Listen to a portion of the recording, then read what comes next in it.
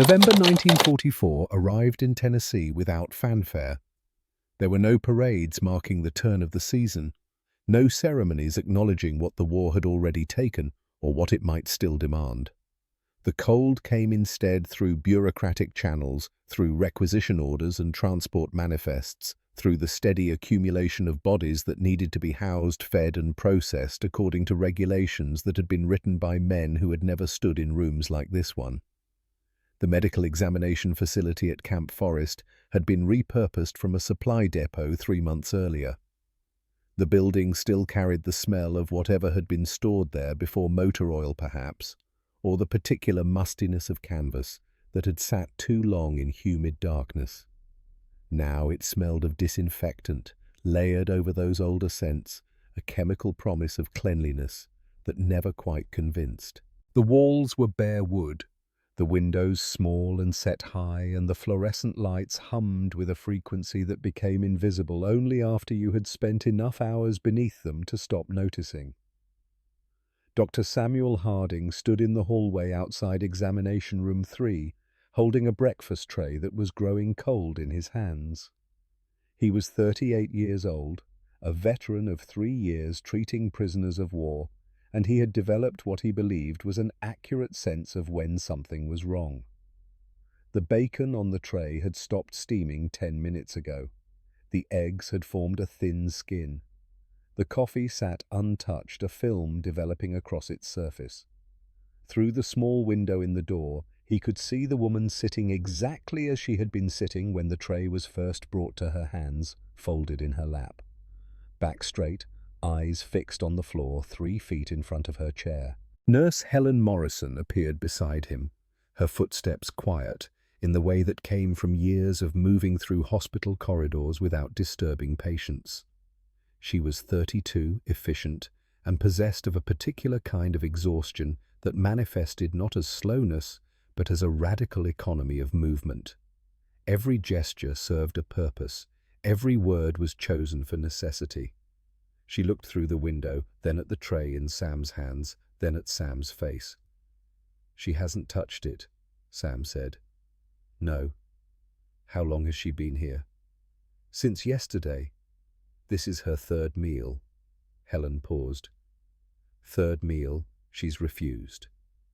Sam looked at the tray again.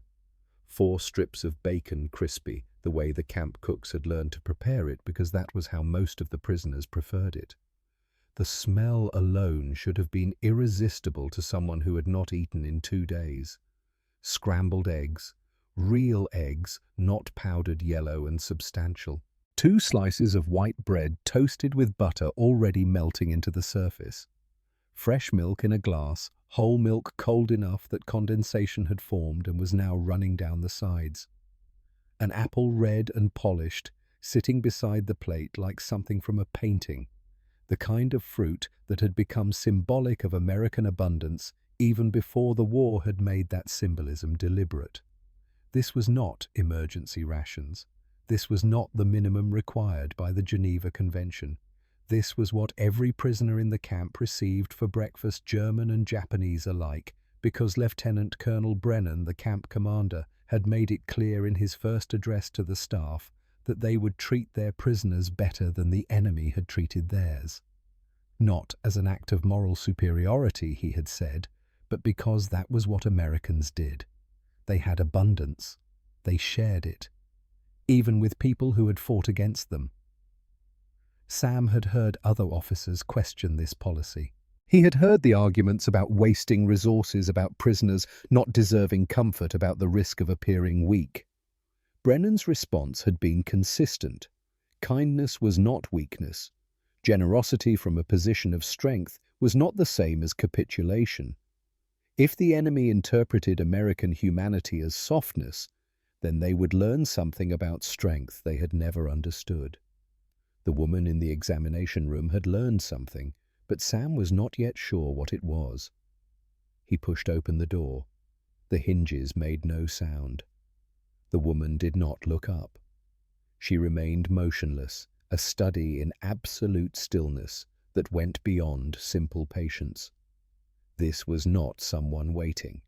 This was someone who had learned to become as unobtrusive as possible to minimize her presence until she could be overlooked entirely. Sam set the tray on the examination table. The sound of ceramic touching wood was loud in the quiet room. Still, she did not look up. "Good morning," Sam said. His voice was carefully neutral, carrying neither authority nor warmth, just the steady tone of someone beginning a conversation that would continue whether or not it was welcomed. The woman bowed. The movement was precise, mechanical, a 45-degree angle held for exactly 2 seconds before she straightened again. Her hands remained folded. Her eyes remained lowered. "My name is Dr. Samuel Harding. I'm the Chief Medical Officer for this facility. I'd like to talk with you about your health." A slight dip of her shoulders acknowledged his words. Same controlled motion, same measured duration. Sam pulled a chair from the corner and positioned it at an angle to hers, not directly facing her, which might feel confrontational, but near enough that conversation was possible. He sat slowly, deliberately lowering himself so that his eye level dropped below hers, even though she was not looking at him. "I understand you haven't been eating." A pause. Then, in English that was formal, and precisely enunciated the kind that came from textbooks rather than conversation, "I am not hungry." Her voice was quiet, but clear. Each word was separated from the next by a fraction of a second, as if she were translating internally before speaking. "The nurses tell me you haven't eaten since you arrived." "I am fine." Sam waited. He had learned over 3 years of examining men who had been taught to reveal nothing that silence could be a form of invitation. Some prisoners filled silence with defensiveness. Others filled it with small revelations. The woman did neither. She sat as still as before, breathing so shallowly that her shoulders barely moved. "May I ask your name?" Sam said. Another pause, longer this time. Then, "Fumiko." "Fumiko," Sam repeated, committing it to memory. "Thank you. Fumiko, I'd like to conduct a basic medical examination. Nothing invasive. I just need to check that you're healthy. Is that acceptable?" Her head inclined slightly. "Yes." "You can eat while we talk if you'd like." Sam gestured toward the tray. "The food is for you. Everyone receives the same breakfast." Fumiko's eyes moved not to the tray, but to the wall above it. She studied the bare wood as if it contained information written in a language only she could read. Then quietly, "This is too much. Too much. For one person." Sam glanced at the tray. 4 pieces of bacon, 2 eggs, 2 slices of toast, 1 apple, 1 glass of milk. By any reasonable standard, this was not too much. By the standards of what he knew Japanese civilians had been receiving in the Pacific territories before their capture, this was probably unimaginable. "This is standard," he said. "Every prisoner gets the same." Every prisoner. Her voice carried a note that was not quite disbelief, not quite confusion. It was the sound of someone encountering information that contradicted something fundamental. "Every prisoner," Sam confirmed. She absorbed this. Her fingers tightened slightly in her lap, the only indication that what she had just heard mattered. Then another small bow of acknowledgement. "I am grateful, but I cannot. Cannot. It is too much. Please give to others." Sam leaned back slightly, creating space. He had seen prisoners refuse food before. German officers who would not eat until their men were fed. Soviet soldiers who believed accepting American rations was a form of betrayal. But those refusals had been accompanied by pride, by defiance, by some assertion of identity that required the rejection. Fumiko's refusal carried none of that. If anything, it seemed to cause her distress, as if saying no required an apology she did not know how to make. "Fumiko," Sam said gently, "no one else needs this food. We have enough for everyone.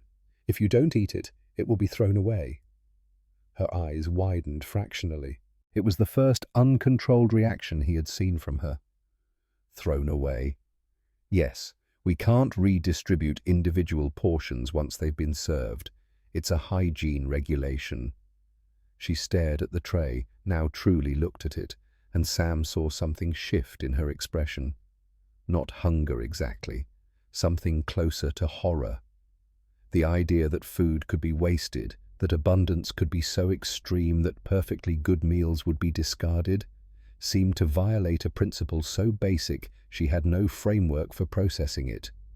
Her hand moved, not toward the food, but toward her own shoulder, touching it briefly through the thin cotton of her shirt before dropping back to her lap. The gesture was unconscious, automatic, and it told Sam more than anything she had said so far. "Are you in pain?" he asked.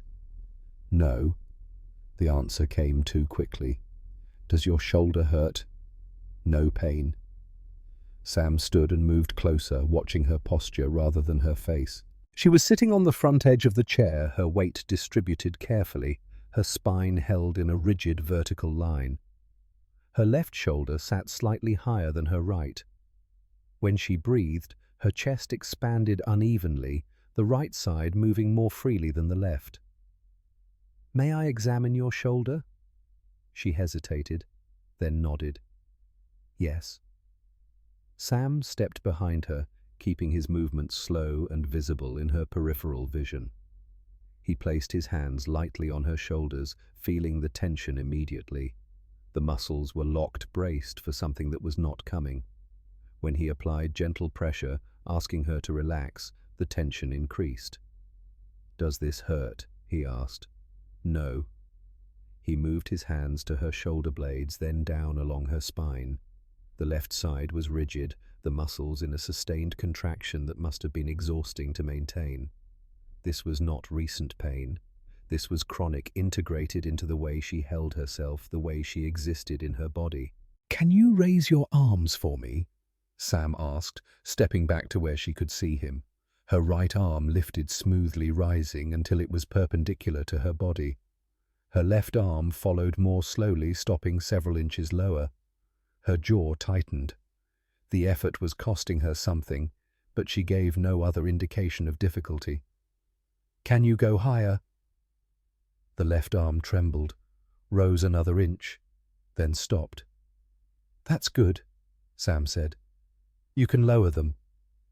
She did so, and for just a moment relief flickered across her face before her expression returned to careful neutrality. Sam returned to his chair.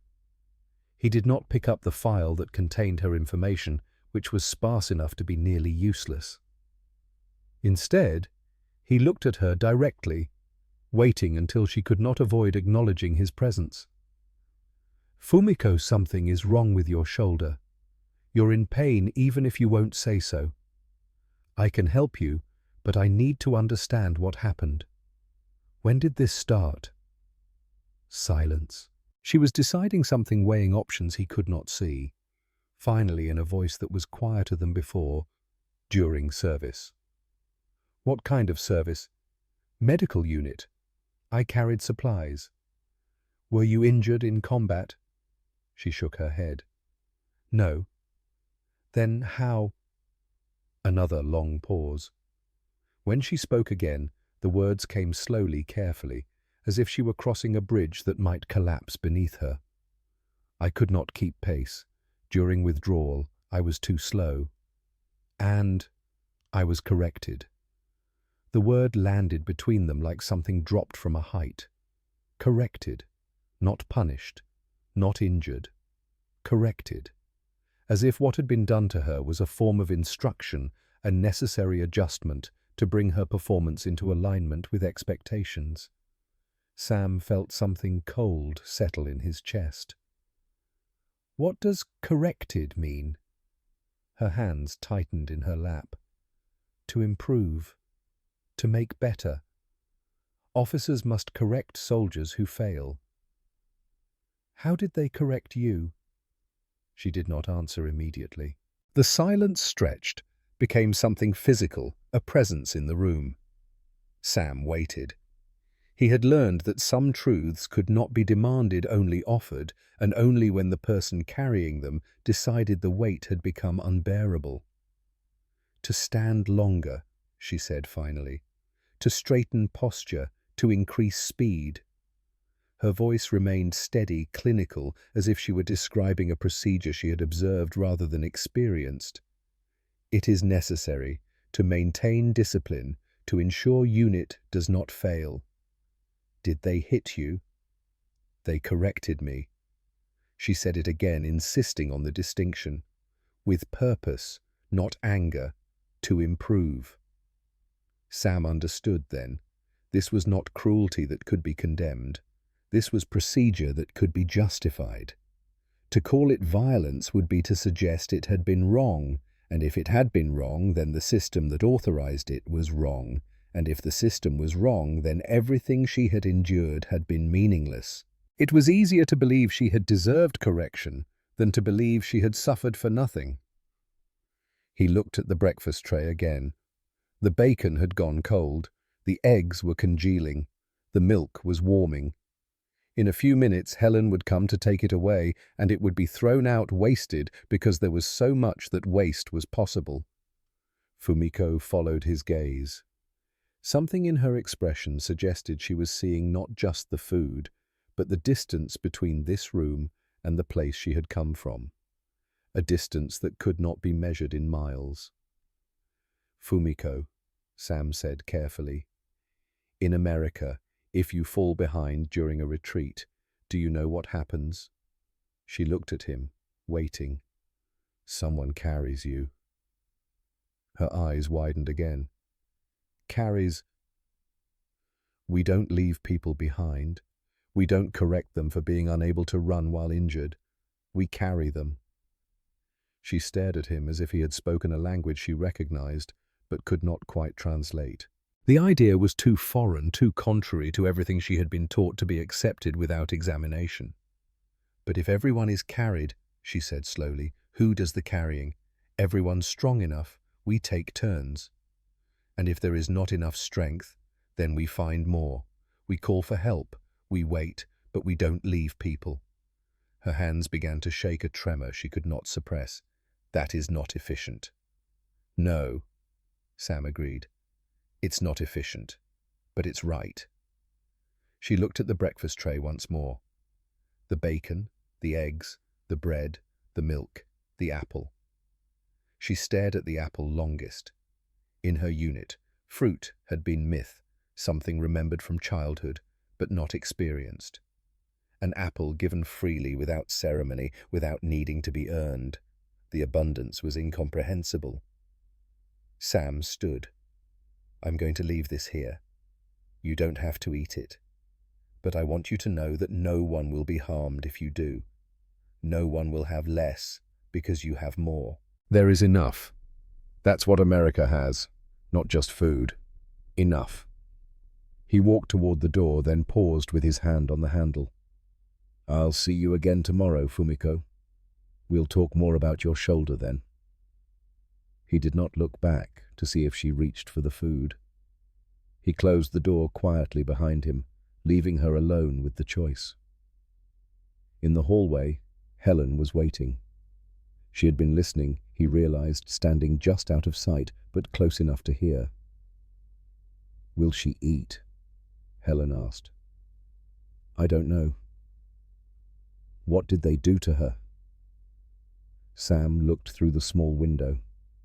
Fumiko was still sitting in the same position, hands folded back straight, staring at the tray as if it were a problem she could not solve.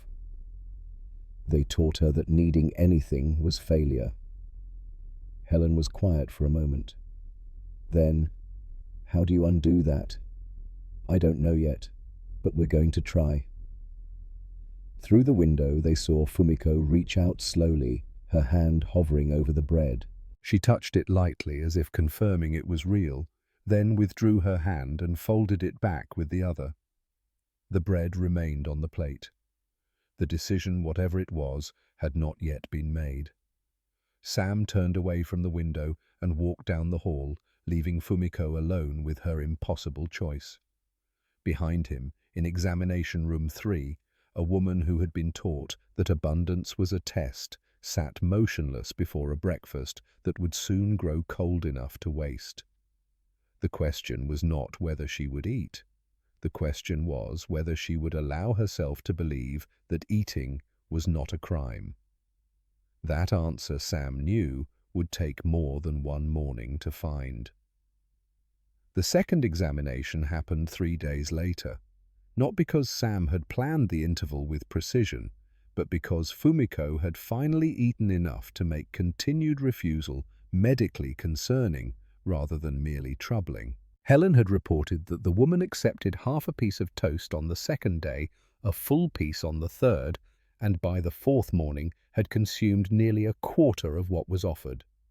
Progress, if measured in fractions. Regression, if measured against what a body actually needed to function. Sam called for her mid-morning when the examination rooms were less crowded and the hallways carried fewer footsteps. He wanted space around this conversation room for silence to exist without the pressure of schedules pushing against it.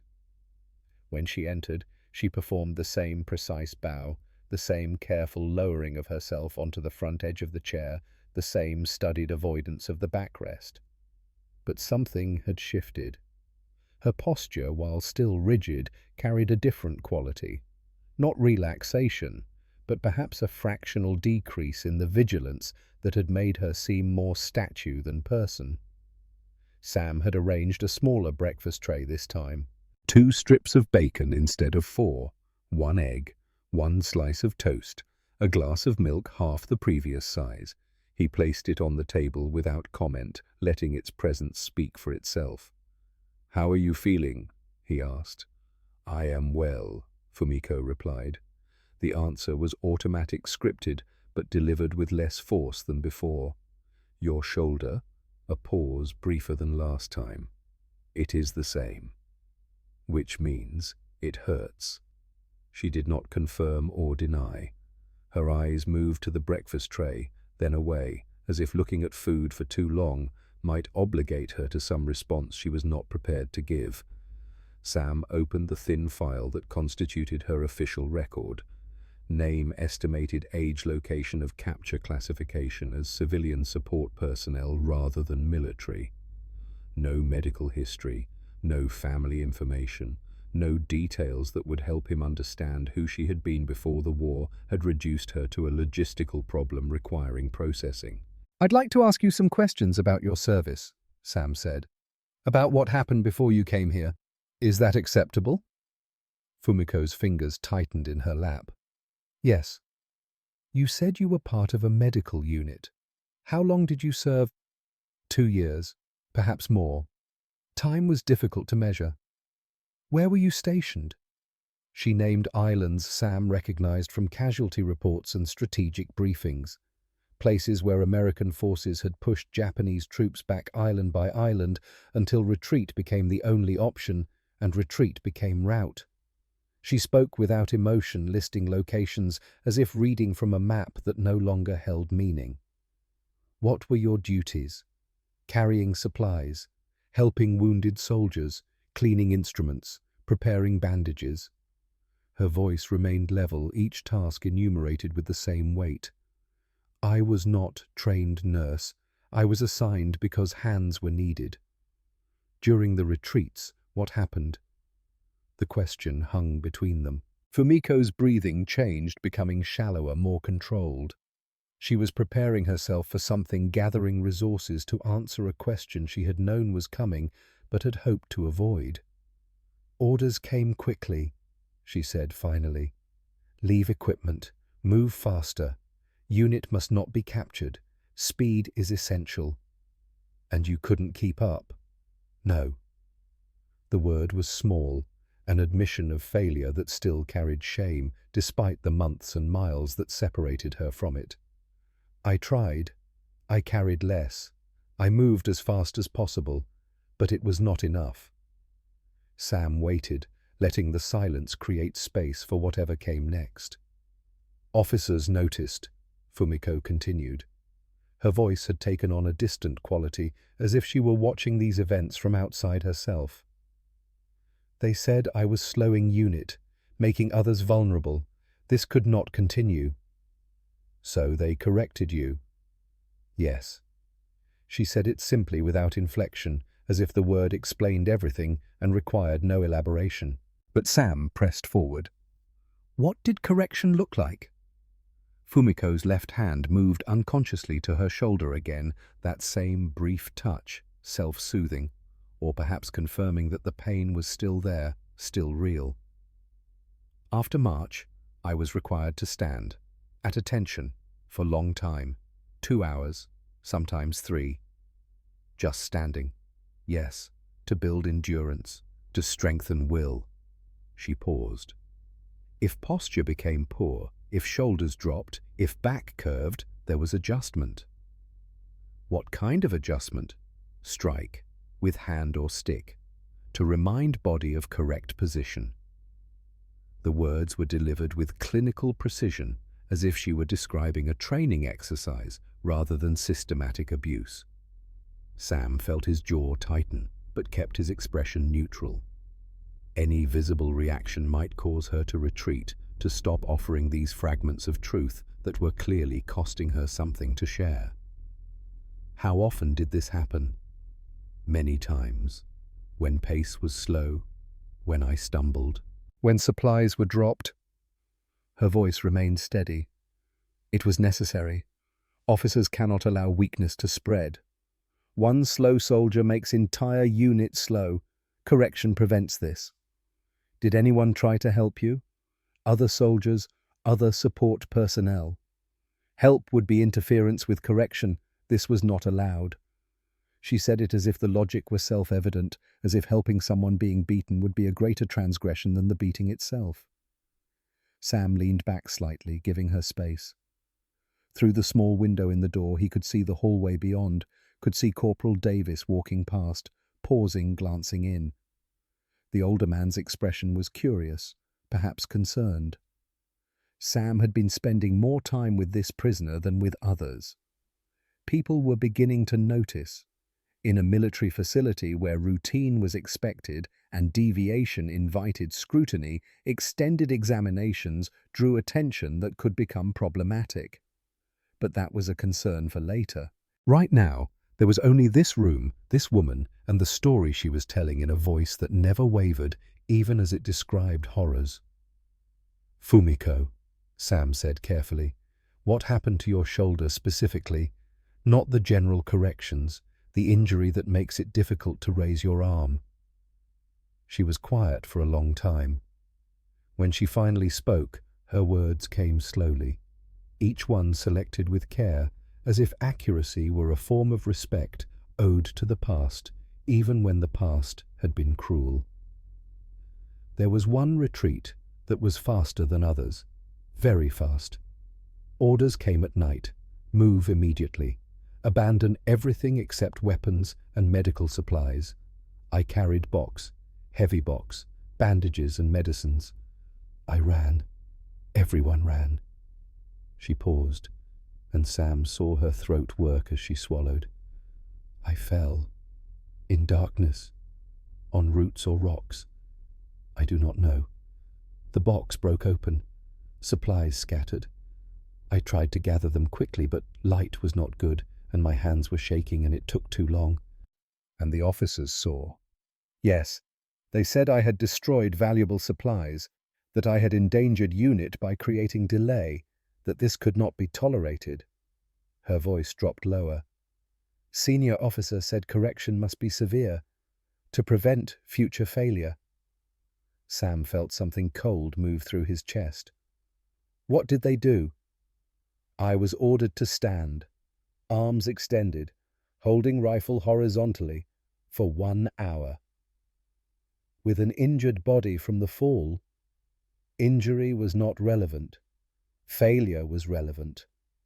She said it matter-of-factly, as if the distinction were obvious. After 10 minutes, arms began to shake. Officer struck them, told me to be still. Arms shook more strikes. When arms dropped, I was struck across back, across shoulders, told to raise arms again. How long did this continue? Until hour was finished, or until I fell. I do not remember clearly. There was much pain, then there was ground, then there were more strikes for falling, then order to stand. I stood. Arms would not rise fully anymore, left arm especially, but I stood. She delivered this account in the same measured tone she had used to describe her other duties: carrying supplies, helping wounded, being beaten until something inside her broke. All were simply things that had happened, parts of the experience that required no moral judgment, because the system that authorized them had already determined their necessity. After that, Sam said quietly, "How was your shoulder?" "Difficult. Pain when raising arm, pain when carrying heavy objects, but not impossible. I continued service. Others had worse injuries. This was manageable." "Did you receive medical treatment?" She looked at him with something approaching confusion. "For what?" "For the injury." This was not injury. This was correction. Treatment would suggest correction was wrong.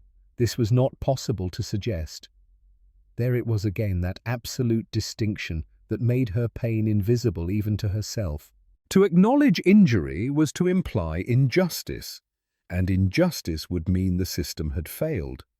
And if the system had failed, then her suffering had been meaningless, and meaningless suffering was unbearable in a way that purposeful suffering was not. Sam stood and moved to the window, looking out at the Tennessee landscape beyond the camp fencing. Trees losing their leaves.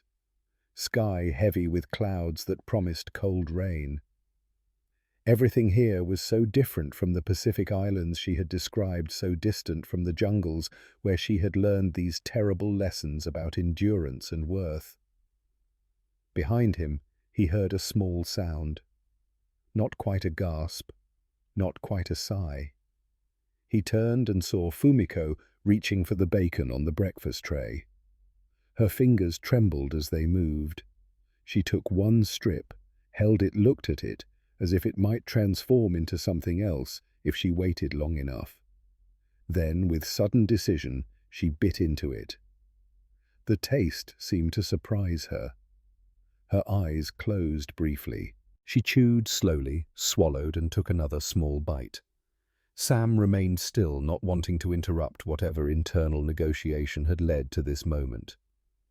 When she finished the first piece, she set down the rest and wiped her hands carefully on a napkin, removing any trace of grease. Then she looked at Sam with an expression he could not quite read. "In my unit," she said, "there was never bacon. Sometimes fish, often rice, sometimes nothing. Never meat like this." "Here there's bacon every morning," Sam said, "for prisoners, for everyone." She processed this information with visible effort. Why? It was a profound question disguised as a simple one. Why would captors feed their prisoners well? Why would abundance be shared with enemies? Why would a nation engaged in a brutal war concern itself with the comfort of those it had defeated? "Because we can," Sam said, "because we have enough. And because treating people humanely doesn't stop being right just because they fought against us." Fumiko looked at the remaining bacon, then at the egg, then at the toast. A meal that would have fed several people in her former unit sat before her, intended for her alone, and the arithmetic of scarcity that had governed her existence for years could not reconcile itself with this new mathematics of plenty. "I do not understand America," she said softly. "What do you mean?" "We were told you were weak, that you had too much, and this made you soft, that luxury had destroyed your discipline." She gestured at the tray. "But you have much, and you are strong enough to share it. You have won, and you are kind to those who lost. This is not weak. This is something else." "What is it?" Sam asked. She thought about this, her brow furrowing with concentration. I do not have word in English. In Japanese we might say, yasashi tsuyosa, gentle strength. Strength that does not need to prove itself through cruelty. Yes, Sam said. That's exactly what it is. Her hands were shaking now, a tremor that spread from her fingers to her wrists. If this is true, if gentle strength is possible, then the other strength, the one that broke my shoulder, that was not strength at all. It was something pretending to be strength. She had arrived at the realization Sam had been leading her toward, but the impact was visible in her face. Everything she had endured, every correction she had accepted as necessary, every moment of pain she had interpreted as instruction, all of it reconsidered in the light of American bacon and the implications it carried. "Dr. Harding," she said, and her voice wavered for the first time. "If I had been American soldier and I fell during retreat and I could not carry my equipment, what would have happened to me?" Sam knew this question mattered more than any other she had asked. He knew his answer would be weighed against everything she had experienced, tested for truth against the evidence of her own scars. "Someone would have helped you up," he said. "Someone would have taken your equipment. If you couldn't walk, someone would have carried you. And if we had to slow down to keep you safe, we would have slowed down, because we don't leave people behind." Tears formed in Fumiko's eyes but did not fall. She held them there through sheer will, the same discipline that had kept her upright through beatings, now keeping her contained in this moment of realization. Someone would have carried me. Yes. Not corrected me for being burden. No. Being injured doesn't make you a burden. It makes you someone who needs help. Those are different things. The tears fell then silent tracks down her face that she did not wipe away. She sat perfectly still, letting them fall, and Sam understood that this was the first time she had allowed herself to cry since her capture, perhaps since the war had begun. Crying was acknowledgement of pain, and pain was failure, and failure was shameful. But the calculus had changed, and what she had been taught no longer held true in this room where bacon appeared every morning and doctors spoke of carrying people who could not walk. "I tried," she whispered. "I tried so hard to meet the standard. I ran faster, I carried more, I stood longer, but it was never enough." "The standard was impossible," Sam said. "You weren't meant to meet it. You were meant to fail so you could be punished for failing. That's not discipline, that's cruelty." Fumiko looked at her hands, at the tremor that had become constant now. "Everything I believed about strength was wrong." "Not everything. You survived. That took real strength. But I survived by learning to endure abuse. By believing I deserved it. That is not strength. That is just confusion about who the enemy was." Sam pulled his chair closer, sitting so they were nearly at eye level. "The enemy wasn't you, Fumiko. The enemy was a system that taught you your value depended on being perfect, and perfection isn't possible, so the punishment never ends." She wiped at her face now, removing the tears with quick, efficient movements. The crying had stopped as suddenly as it had started, discipline reasserting itself. But something had changed. Her posture was fractionally less rigid. Her breathing was deeper. The admission of pain once made had created space for something else to exist alongside it. That afternoon, during recreation hour, a guard approached Fumiko with a glass bottle. She had been sitting alone on a bench near the fence, watching the sky change colors as evening approached. The guard held out the bottle toward her. "Coca-Cola," he said simply. "Everyone gets one on Sundays." Fumiko stared at the bottle. Glass-cold condensation running down the sides in rivulets that caught the fading light. She had never seen soda before, had not known such things existed. She took it carefully, holding it as if it might shatter. "Go ahead," the guard said, gesturing. "Drink." She brought it to her lips and sipped carefully. Her eyes widened. The sweetness, the coldness, the strange bubbling sensation that fizzed against her tongue, all of it was entirely outside her experience. She took another sip, then another, then lowered the bottle and looked at the guard with an expression that was equal parts confusion and wonder. "You can have more," the guard said, misunderstanding her hesitation. "We have plenty." Plenty. Fumiko turned the word over in her mind. Where she had come from, there had been only just enough, or not enough, never plenty. The concept felt dangerous, like something that could not be trusted, that would be taken away the moment she began to believe in it.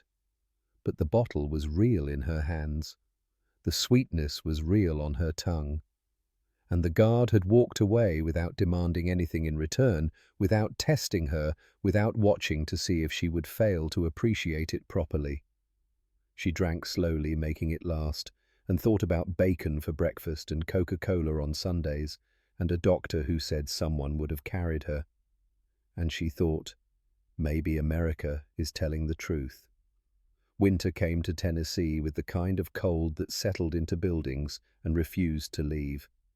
The examination rooms grew drafty, despite efforts to seal the windows, and the fluorescent lights seemed dimmer in the short afternoons, as if even electricity rationed itself against the darkness. But inside the medical facility, something else was happening that had nothing to do with weather. Fumiko was changing slowly in ways that could not be measured by the scales that tracked her weight gain or the range of motion tests that documented her shoulders' gradual improvement. She came to physical therapy 3 times each week, now arriving precisely on time, no longer apologizing for her presence, but not yet comfortable with it either. The exercises were simple. Raise the arm, hold it, lower it slowly. Rotate the shoulder forward, then back. Stretch the muscles that had been locked in defensive tension for so long they had forgotten any other position. Sam watched her work through these movements with the same serious concentration she brought to everything, her face composed, her breathing controlled her body, learning slowly that pain could be temporary rather than permanent, that weakness could be addressed rather than hidden. But it was not the physical healing that concerned him most as January arrived, and with it, the notices that changed everything. The announcement came on a Tuesday morning, posted in the administrative building where such things were always posted, typed on official letterhead and signed by commanders whose names meant nothing to the prisoners but everything to their futures. Repatriation schedules were being finalized. Japanese civilians would begin returning home in February. Lists would be compiled. Arrangements would be made. The war in the Pacific was moving toward its conclusion, though no one yet knew how or when, only that the machinery of imprisonment was beginning to reverse itself, preparing to send people back to whatever remained of the places they had come from. Sam heard about the notices before he saw Fumiko's reaction to them. Helen found him in his office late that afternoon, her expression troubled in a way that made him look up from the paperwork he had been reviewing. "She knows," Helen said without preamble. "Fumiko." She saw the repatriation list. "Her name is on the February transport." Sam set down his pen. "How did she react?" She bowed to the clerk, took the notice, and left. No questions, no emotion. Then she went back to her barracks and refused dinner. The old pattern reasserting itself. Restriction as preparation. Hunger as training for the scarcity that waited on the other side of the ocean. Sam felt something tighten in his chest, frustration mixed with understanding. Of course she would try to protect herself this way. Of course she would attempt to rebuild the armor that had kept her functional in a world where kindness was temporary and suffering was permanent. He found her the next morning in the examination room where she had been asked to wait. She sat in her usual position, hands folded back straight, but something in her posture had shifted backward toward the rigid control she had displayed in their first meetings. The progress they had made over the past 6 weeks felt suddenly fragile, as if it could be undone by the simple fact of a date on a transport schedule. "You're going home," Sam said, sitting across from her. "Yes." Her voice was quiet, carefully neutral. "How do you feel about that?" She considered the question with visible care, as if testing various answers for accuracy before selecting one. "I am grateful for the opportunity to return. I am uncertain about what I will find." "That's understandable. Japan has been through a difficult time." "Yes." She paused. "Everything will be different. Many things will be gone. People, places. The country I left may not exist anymore." Sam nodded. He had read the reports, seen the intelligence briefings about conditions in Japan. Cities reduced to ash, infrastructure destroyed, food scarce, the population traumatized and exhausted. She was not wrong to be afraid, though fear was not a word she would allow herself to use. "Helen tells me you didn't eat dinner last night." Her fingers tightened slightly in her lap. "I must prepare. In Japan, there will not be bacon every morning. There will not be fresh milk. I must remember how to need less." Starving yourself here doesn't prepare you for scarcity there. It just makes you weaker when you arrive. Weakness is inevitable. Better to accept it now than to be surprised later. Sam heard the logic in her words, the same logic that had governed her existence for years. Expect nothing. Need nothing. Prepare for the worst, and perhaps it will hurt less when it comes. It was a strategy born from trauma, and it had kept her alive, but it was not the same thing as living. "Fumiko," he said carefully, "what if we prepared differently?" She looked at him with cautious curiosity. "How? What if instead of trying to shrink yourself back down to fit scarcity, we gave you tools to find resources when you return? What if we gave you information that could help you survive, not by needing less, but by knowing where to find what you need?" "I do not understand." Sam pulled open his desk drawer and removed a notebook he had been working on for the past 3 nights. It was small, bound in plain leather, the kind of journal that could be carried in a pocket or a bag without drawing attention. He had filled it carefully, writing in both English and Japanese, using a translation dictionary and the help of a Nisei translator who worked in the camp's administrative office. The Japanese was imperfect. He knew grammatically awkward in places, but it was sincere. He slid the notebook across the desk toward her. "This is for you." Fumiko stared at it without touching it. "What is it?" "Information, resources, things that might help you when you return." He opened it to the first pages. "Here are addresses for relief organizations that are operating in Japan. The Red Cross, Quaker aid groups, places that are helping civilians find food, shelter, medical care." He turned more pages. "Here are the exercises we've been doing for your shoulder, drawn out with instructions in Japanese. If the pain returns, if you need to maintain the flexibility we've built, you can do these yourself." More pages. "Here are basic medical phrases in English. If you encounter American aid workers or doctors, these might help you communicate what you need." He came to the final section and paused before showing her. "And here are some other things. Personal things. Things I wanted you to know." Fumiko reached out slowly and took the notebook, holding it as if it were fragile, something that might dissolve if handled roughly. She opened to the last pages and began to read, her lips moving slightly as she translated the careful Japanese characters Sam had copied so meticulously. He had written simple statements, direct and clear, the kind of sentences that left no room for misinterpretation. "Your pain was not a failure. The system lied to you. Kindness is not weakness. You were never meant to carry it alone. Abundance is not shameful. Needing is not shameful. Strength that must prove itself through cruelty is not strength at all. Someone would have carried you." She read slowly, turning pages, returning to certain passages and reading them again. Her hands began to shake.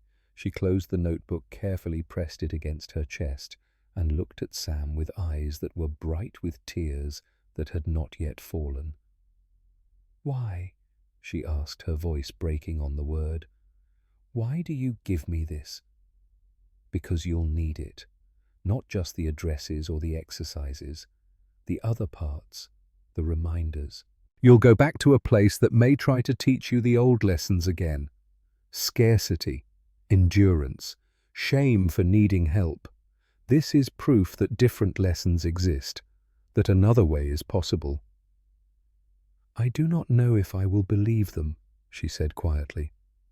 "When I am hungry again, when I am alone again. These words may seem like American dream that cannot exist in Japanese reality." "Then don't believe them for yourself. Not at first." Sam leaned forward. "Believe them for someone else. Someone you might meet who needs to hear them. Someone younger, maybe. Someone who's learning the wrong lessons about what strength means." Fumiko absorbed this, her expression shifting as she considered the possibility. "To pass forward what you have given me." "Yes, exactly that." She opened the notebook again, running her fingers over the pages, as if the words had texture she could feel. "In Japan we have a saying, Hito no nagare wa kawareru. The flow of people can be changed. One person teaches another who teaches another, and slowly the current shifts direction." "That's what I'm hoping for," Sam said. "I can't change Japan. I can't fix what the war has broken. But I can give you this, and maybe you can give it to someone else, and maybe that person can give it to someone after that. And if it does not work, if the current is too strong, then at least you tried. That counts for something." Fumiko was quiet for a long moment, holding the notebook, considering futures that were uncertain and frightening, and yet somehow contained the possibility of something better than simple survival. When she finally spoke, her voice was steady but soft, weighted with emotion. She was allowing herself to feel rather than suppress.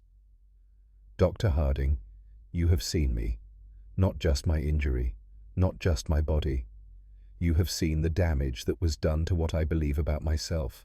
And you have tried to heal that too, even though it is not your responsibility, even though I am enemy, even though healing my thoughts benefits America nothing." "You're not my enemy," Sam said. "You never were. You were someone who needed help, that's all." "That is not all. That is everything." She stood, clutching the notebook, and her head dipped forward in acknowledgement. When she straightened, she did something she had never done before. She smiled. It was small and uncertain, fragile as new ice, but it was genuine. "Thank you for seeing me when I could not see myself." The words struck Sam with unexpected force. In 3 years of treating prisoners, he had received gratitude before. But this was different. This was not thanks for medical care or decent treatment. This was thanks for recognition, for being witnessed, for having her suffering acknowledged as real and undeserved rather than necessary and instructive. February arrived cold and grey. The transport trucks assembled before dawn, engines idling, exhaust rising in white clouds that dissipated slowly in the still air. Prisoners gathered with their small bundles of belongings, everything they owned reduced to what could be carried in 2 hands. Fumiko stood among a smaller group of Japanese civilians, mostly women, a few older men, all of them thin and quiet, and marked by the particular weariness that came from surviving something that should not have had to be survived. She wore the same clothes she had been issued upon arrival, cleaned and mended, and she carried a cloth bag that held the few possessions she had accumulated. The notebook was tucked inside, carefully wrapped in paper to protect it from moisture. Sam was not supposed to be at the departure. Medical officers did not typically attend transport procedures, but he had come anyway, standing near the medical building where he could see the trucks without being obviously present. Helen stood beside him, arms crossed against the cold, watching the same scene with the same complicated mixture of relief and concern. Across the yard, Fumiko was boarding her assigned truck. She moved carefully, mindful of her shoulder, using her right arm to pull herself up while her left provided balance. At the top of the step, she paused and turned, scanning the area with deliberate attention. When her gaze found Sam, she stopped. For a moment, they simply looked at each other across the distance. Then, Fumiko raised her hand, not in the formal bow of before, but something looser, more natural, a gesture that belonged to neither culture entirely, but to the space between them. Sam raised his hand in return, holding it there until she climbed fully into the truck and disappeared from view. The trucks departed in convoy, rolling through the gates and onto the road that would take them to the port where ships waited to carry them across an ocean to an uncertain future. Sam watched until they were gone, until even the sound of engines had faded, leaving only the ordinary noise of the camp continuing its routines. Years passed. The war ended. Sam returned to civilian medicine, establishing a practice in Boston where he treated ordinary ailments and tried not to think too much about the prisoners he had known for such a brief time. But Fumiko had changed something in him, had taught him to look for the invisible suffering that people carried, to recognize when silence was not consent but survival strategy, to understand that healing required more than addressing the body. In 1958, 13 years after Fumiko had climbed into that transport truck, a letter arrived at his office. It had been forwarded through the Red Cross, passed from office to office, until someone had finally matched the Japanese name with the American address. The envelope was thin, the paper cheap, the postage stamps showing the chrysanthemum symbol of post-war Japan. Sam opened it carefully, unfolding the single sheet inside, and began to read. The handwriting was precise, careful, the English better than he remembered, but still carrying the formal tone of someone writing in a learned language rather than a native one. Dr. Harding, I do not know if this will reach you. I do not know if you remember me, but I remember you. I have returned to my village. My family survived, though much has changed. The farm is gone, replaced by factory where we work now. The pay is small, the work is hard, but we are alive, and in Japan today this is fortune. The pain in my shoulder returns when I carry heavy loads. But I have shown your notebook to a doctor here, and he has helped me. His name is Dr. Yoshida. He is kind like you. More importantly, I have shown the notebook to my niece. Her name is Keiko. She is 10 years old. She works very hard, too hard, and she believes, as I once did, that value comes only from endurance without complaint. Last month she burned her hand on factory equipment. She hid the injury for 3 days until I found her crying at night. I showed her your words. I told her about America, about the breakfast with bacon, about the Coca-Cola on Sundays, about the doctor who said someone would have carried me. She did not believe me at first. Japan teaches different lessons. But I kept showing her. I kept reading the words you wrote. And last week, Keiko asked me for bandage for her hand. She said, "Auntie, am I weak for needing this?" I told her no. "You are strong for asking." She smiled. It was a small smile, but it was there. You wrote that I was never meant to carry pain alone. I am teaching Keiko this now. The old beliefs are strong, but I try. And perhaps she will teach someone else and the flow of people will change. I do not need reply. I only needed you to know. What you gave me, I am giving to her. And perhaps that is enough. The flow of people can be changed. Fumiko Sam read the letter 3 times, then placed it carefully in his desk drawer. He sat for a long time afterward, thinking about a woman he had known for only a few months, about a notebook filled with imperfect Japanese and simple truths about a child in a factory, learning that asking for help was not shameful. 6 years later, in October 1964, Sam found himself in Tokyo. The invitation to join the US medical delegation during the Olympics had surprised him, but something in him had said yes before his mind could construct reasonable objections. Tokyo gleamed modern and rebuilt a city that had survived and was now declaring itself to the world. On the second day of the medical conference at Keio University during the afternoon break, a young woman approached him in the lobby. "Excuse me," she said in careful English, "are you Dr. Samuel Harding?" The woman was in her mid-20s, professional, wearing the white coat of a medical student.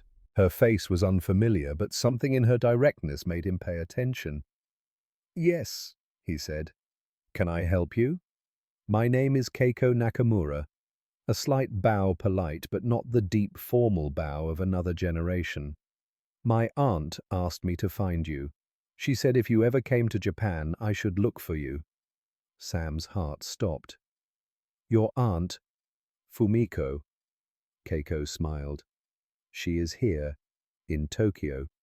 She came when I told her about the American medical delegation. She hoped you might be among them." They met in the university garden. Fumiko stood beneath a tree, her hands folded in a way that was familiar, but different, looser.